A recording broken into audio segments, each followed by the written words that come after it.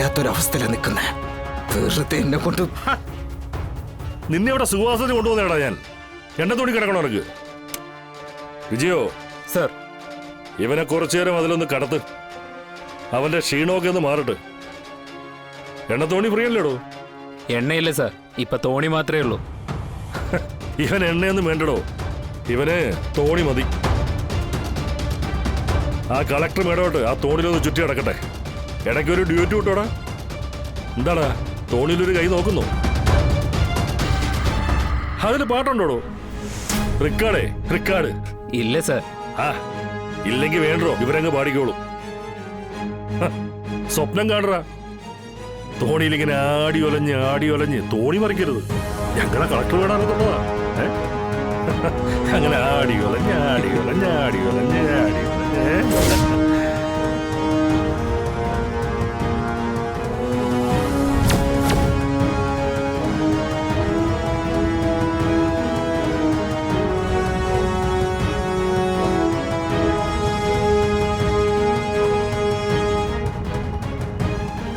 Madam, അല്ല madam, ഞങ്ങള് അവനൊരു എന്റർടൈൻമെന്റ് ആയിക്കോട്ടെന്ന് വിചാരിച്ചു. ഞങ്ങള് തമാശയൊക്കെ പറഞ്ഞിങ്ങനെ. പിന്നെ തമാശയൊക്കെ പറഞ്ഞ് പൊട്ടിച്ചിരിപ്പിക്കാൻ പറ്റിയൊരു പ്രായം. പോലീസ് ഫോഴ്സിനെ മൊത്തത്തിൽ നാണം കെടുത്താനുള്ള പരിപാടിയിൽ ഇറങ്ങിത്തിരിച്ചിരിക്കുകയാണല്ലേ? ആ തൊപ്പിയിൽ വെച്ചിരിക്കുന്ന മുദ്രയുടെ മഹത്വം എങ്കിലും കാണിക്കണം മിസ്റ്റർ ചന്ദ്രബോസെ, വല്ലപ്പോഴുമെങ്കിലും. ഇല്ലെങ്കിൽ സ്വയം തോന്നും ഈ ജന്മം പാഴായി പോയല്ലോന്ന്. ഇനി കളക്ടറേറ്റ് ഇങ്ങോട്ട് മാറ്റേണ്ടി വരുമെന്നാ തോന്നുന്നത്. മിസ്റ്റർ ACP എന്തെങ്കിലും പറഞ്ഞായിരുന്നോ? ഇനി പറഞ്ഞാലും പറഞ്ഞില്ലെങ്കിലും ഞാൻ വേറൊരു കാര്യം പറയാം. ഒരു കളക്ടർ എവിടെ ഇരിക്കണമെന്ന് തീരുമാനിക്കാനുള്ള അധികാരമൊന്നും പോലീസിലെ അസിസ്റ്റന്റ് കമ്മീഷണർക്കില്ല. പക്ഷേ ഒരു അസിസ്റ്റന്റ് കമ്മീഷണർ എവിടെ ഇരിക്കണമെന്ന തീരുമാനം കളക്ടർക്കുണ്ട്. കളക്ടർക്കേ ഉള്ളൂ.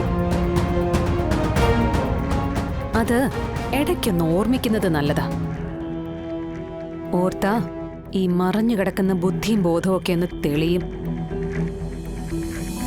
മേഡം,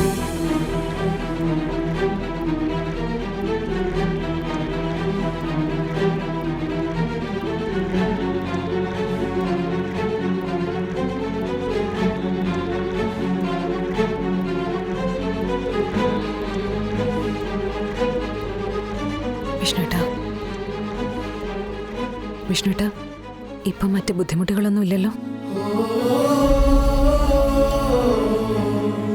സത്യമ്മ ഇവിടെ വന്നിരുന്നു അല്ലേ? സത്യമ്മയുടെ ഉള്ള വിഷ്ണുവേട്ടന്റെ പെരുമാറ്റത്തില് എനിക്ക് നല്ല സങ്കടമുണ്ട്. ഇത്രയും നാള് മകന് വേണ്ടി മാത്രം ജീവിച്ചതാ. പെട്ടെന്ന് തള്ളി പറഞ്ഞ ഉൾക്കൊള്ളാനാവില്ല അവരെ പോലൊരമ്മയ്ക്ക്.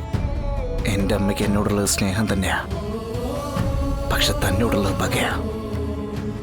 ആ പകയാണ് തന്നെ ഞാൻ താലി കെട്ടാൻ പോയപ്പോൾ ശാപത്തിന്റെ രൂപത്തിൽ പുറത്തേക്ക് വന്നത്.